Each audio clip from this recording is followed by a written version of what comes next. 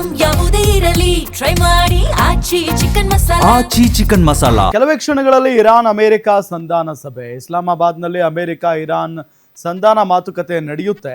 ಮೊದಲು ಪಾಕ್ ಅಧ್ಯಕ್ಷರ ಜೊತೆಗೆ ಇರಾನ್ ಮಾತುಕತೆಯನ್ನ ನಡೆಸುತ್ತೆ. ಬಳಿಕ ಅಮೆರಿಕ ಕೂಡ ಪಾಕಿಸ್ತಾನದ ಅಧ್ಯಕ್ಷರ ಜೊತೆಗೆ ಮಾತುಕತೆಯನ್ನ ನಡೆಸಲಿದೆ. ಈ ಯುದ್ಧ ಯಾವಾಗಪ್ಪ ನಿಲ್ಲುತ್ತೆ? ಈ ಸಂಧಾನ ಸಭೆ ಯಶಸ್ವಿ ಆದ್ರೆ ಸಾಕು. ಅಮೆರಿಕದ ಷರತ್ತುಗಳನ್ನ ಇರಾನ್ ಒಪ್ಕೊಂಡ್ರೆ ಅಲ್ಲಿಗೆ ಮುಗೀತು. ಇರಾನ್ನ ಷರತ್ತುಗಳನ್ನ ಅಮೆರಿಕ ಒಪ್ಕೊಂಡ್ರೆ ಅಲ್ಲಿಗೆ ಮುಗೀತು. ಬಟ್ ಈ ಎರಡೂ ರಾಷ್ಟ್ರಗಳು ಷರತ್ತುಗಳೇನು ಹಾಕಿದಾವಲ್ಲ, ಆ ಎರಡೂ ರಾಷ್ಟ್ರಗಳು ಒಪ್ಕೊಳ್ತಾವ? ಇದು ಈಗಿರುವಂತ ಪ್ರಶ್ನೆ. ಪರಸ್ಪರ ಷರತ್ತುಗಳನ್ನ ಒಪ್ಕೊಳ್ತಾವ ಅನ್ನೋದೇ ಈಗಿರುವಂತ ಪ್ರಶ್ನೆ. ಸೊ 2 ರಿಂದ 3 ದಿನಗಳ ಕಾಲ ಈ ಸಂಧಾನ ಮಾತುಕತೆ ನಡೆಯುವಂತ ಸಾಧ್ಯತೆ ಇದೆ. ಅಮೆರಿಕ ಮುಂದೆ ಇರಾನ್ ಕಂಡೀಷನ್ ಮೇಲೆ ಕಂಡೀಷನ್ ಅನ್ನ ಹಾಕ್ತಾ ಇದೆ. ಈಗಾಗಲೇ ಹಲವಾರು ಕಂಡೀಷನ್ ಹಾಕಿದೆ ಇರಾನ್.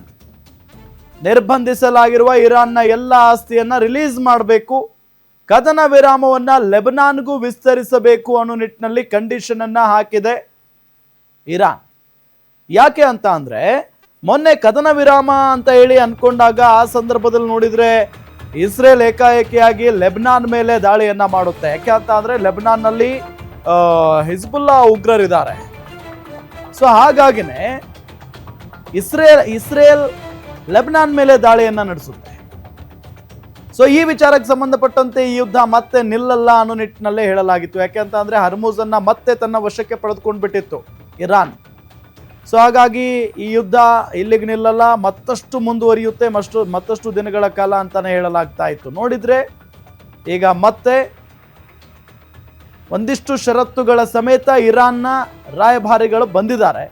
ಇತ್ತ ಅಮೆರಿಕದ ಒಂದಿಷ್ಟು ಅಧಿಕಾರಿಗಳು ಕೂಡ ಬಂದಿದ್ದಾರೆ.